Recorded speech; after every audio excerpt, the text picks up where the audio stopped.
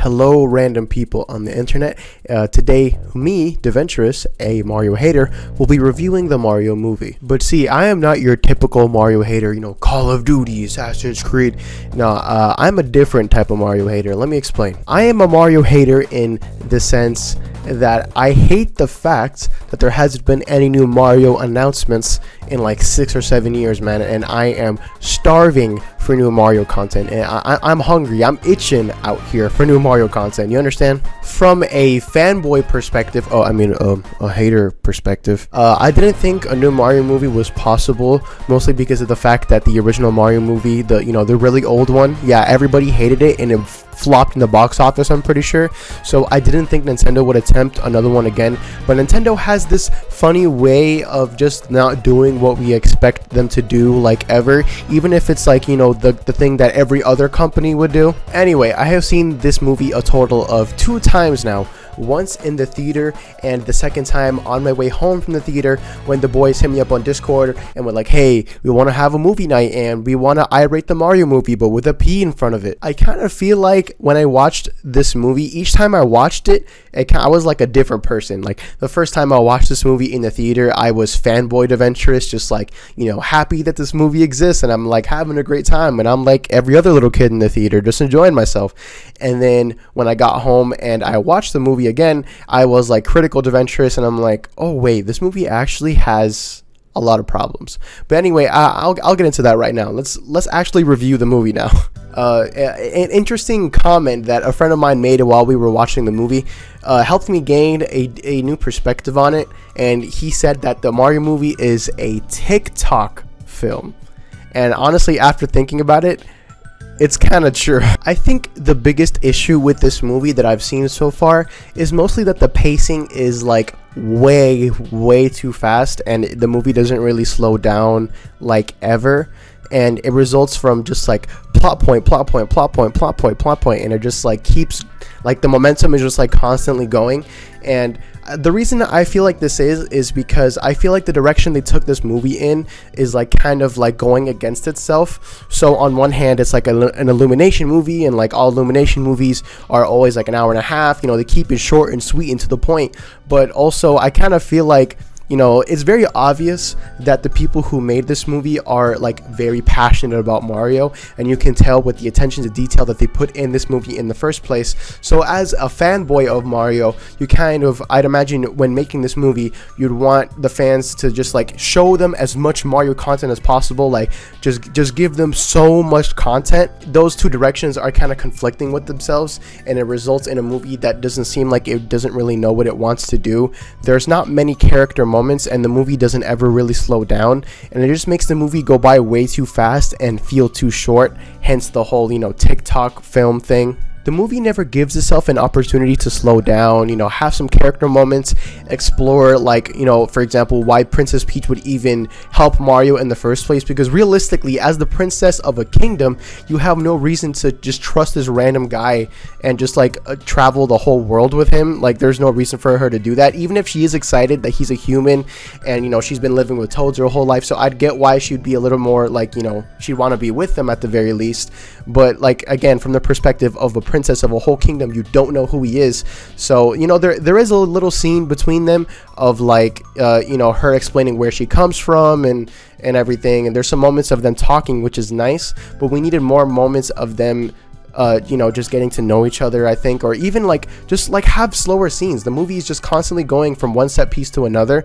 Like, have a scene of Mario exploring Yoshi's Island, or like getting to know the people in Donkey Kong Country, or like even getting to know some toads in the Mushroom Kingdom, because in the end, when Bowser shows up and like raids the Mushroom Kingdom, we have no reason to care about the Mushroom Kingdom at all, because we don't know these people, we don't know its place or its culture or anything.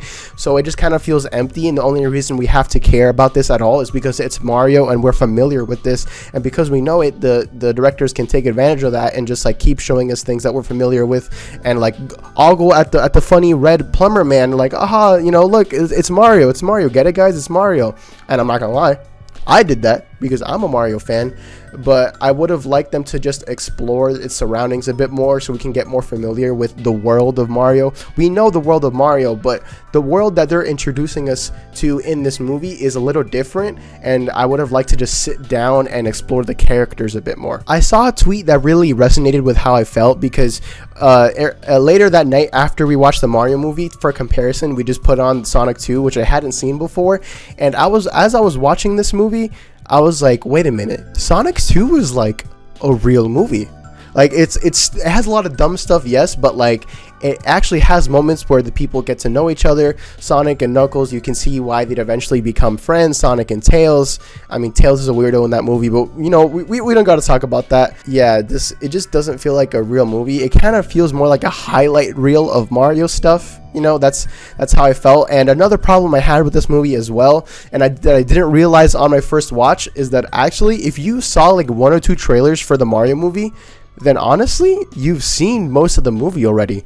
Like when we were watching it the second time, my friend was just like, oh wait, this was in the trailer, this was in the trailer, this was in the trailer. And I was thinking about it, I'm like, oh yeah, all the interesting stuff in this movie we've seen already. The only thing arguably interesting that we haven't seen from the trailers was Peaches, like, you know, the song that Bowser sings or whatever.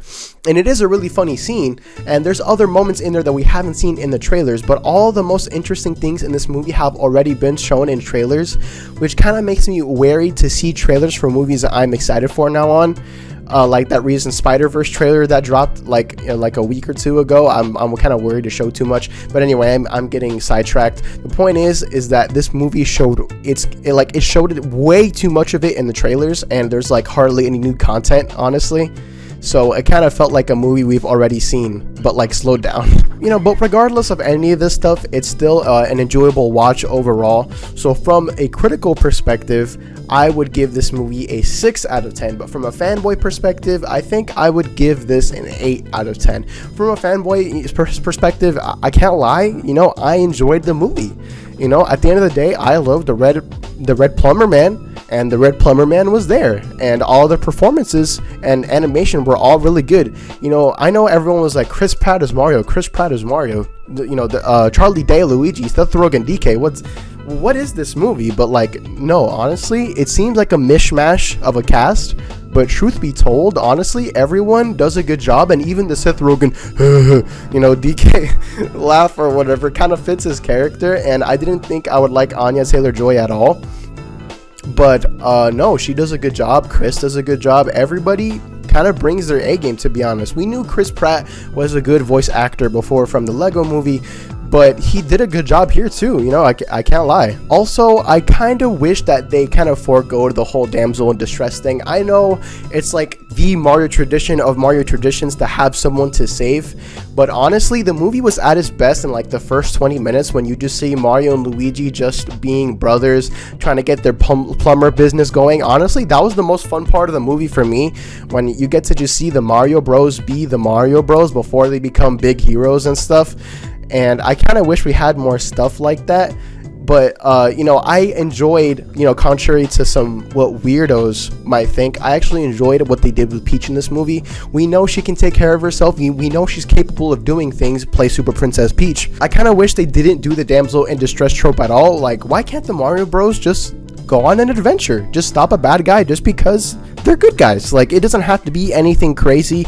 I know the Mario series isn't really a story-based thing, which is why I don't think they had to go the extra length to make Luigi the one to get kidnapped. Honestly, the movie kind of loses a little bit of steam when Luigi is taken out of the picture. He is gone from the movie for so long that by the time we cut back to him being captured by Bowser, he's like, wait, I forgot Luigi was in this movie, to be honest. And I kind of did too. And they should have just been together. Like, I really hope in the next movie we just get more of them being a duo, because when they come back together in the finale and they fight Bowser together, it's honestly one of the most satisfying parts of the movie. And speaking of, the finale is honestly pretty solid, and I can't really complain about that too much. And as for the action set pieces in this movie, the Mario Kart scene, good.